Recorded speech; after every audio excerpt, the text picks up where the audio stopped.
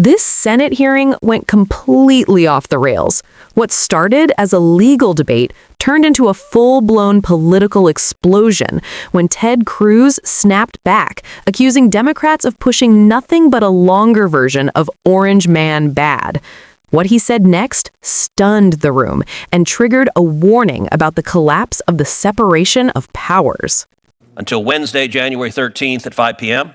May I take a moment to defend my colleagues in due respect? You can as soon as I lay out. I'm going to ask the witnesses to answer and return the questions to the committee by January 27th at 5 p.m. Go ahead, Senator White.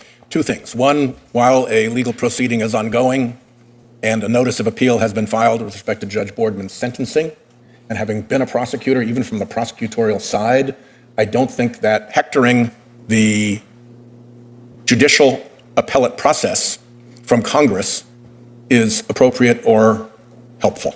That is an ongoing process. The second is, you said that none of us had presented any basis by which Judge Boasberg could have justified the NDOs. We actually did in three respects. First, there's a proffer of some kind out there. We can always get access to that, and I'm happy to pursue that. Second, we can get answers from Jack Smith. What did he say? What did they know? And the third is that it's not hard to deduce from his testimony in the House that his rationale for allowing that was that the Trump conspiracy had a track record of interfering with investigations and attempting to intimidate witnesses, an established track record.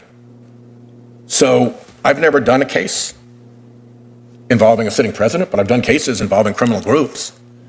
And the fact that people's toll records have been sought and a non-disclosure order has been sought can often mean that the danger in the case is not that those witnesses will misbehave, but the subject of the criminal investigation will endeavor to interfere with those witnesses, tamper with those witnesses, destroy related evidence to what those witnesses might say to try to undermine the investigation.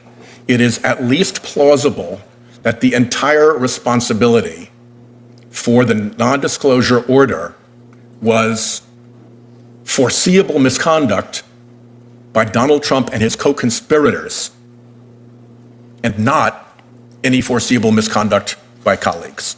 Thank you. And I would note that Senator Whitehouse's novel defense there, which is that Donald Trump was engaged in a massive conspiracy. It's essentially a longer version of Orange Man Bad. That might conceivably justify a non-disclosure order to President Trump. I don't think it would, but it conceivably would. You're suggesting it relates to his conduct.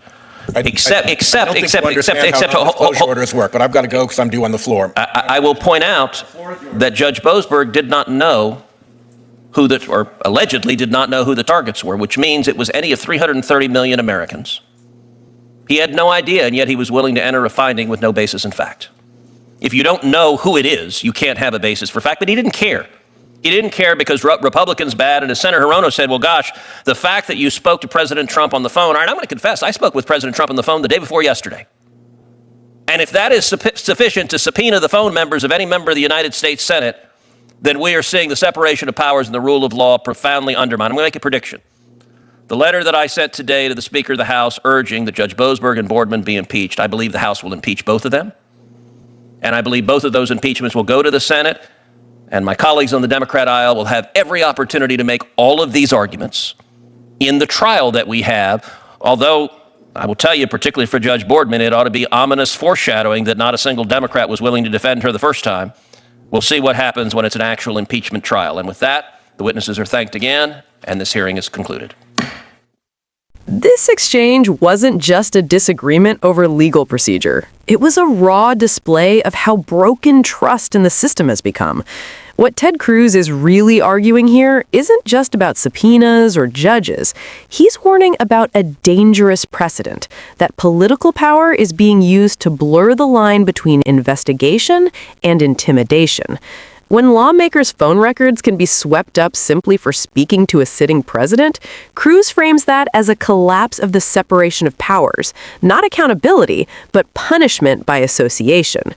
On the other side, Democrats are making the case that extraordinary circumstances justify extraordinary tools. Their argument rests on fear. Fear of obstruction, fear of witness tampering, fear of Trump himself.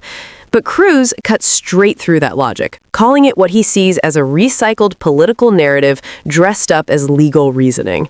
That's why his orange man bad line lands so hard. It's not just a jab, it's an accusation that emotion and ideology are replacing evidence and restraint. Cruz is effectively saying, if you start with the conclusion that Trump is guilty, you'll justify anything to get there. And then comes the real escalation. Impeachment. Cruz doesn't just criticize the judges involved, he predicts consequences. By openly floating impeachment, he signals that this fight is no longer theoretical. It's heading toward open institutional warfare between Congress, the courts, and the executive branch. Whether viewers agree with Cruz or not, one thing is undeniable.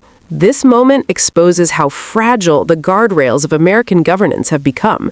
When both sides believe the other is acting in bad faith, every legal tool turns into a political weapon, and every hearing becomes a battlefield. This wasn't a speech. It was a warning.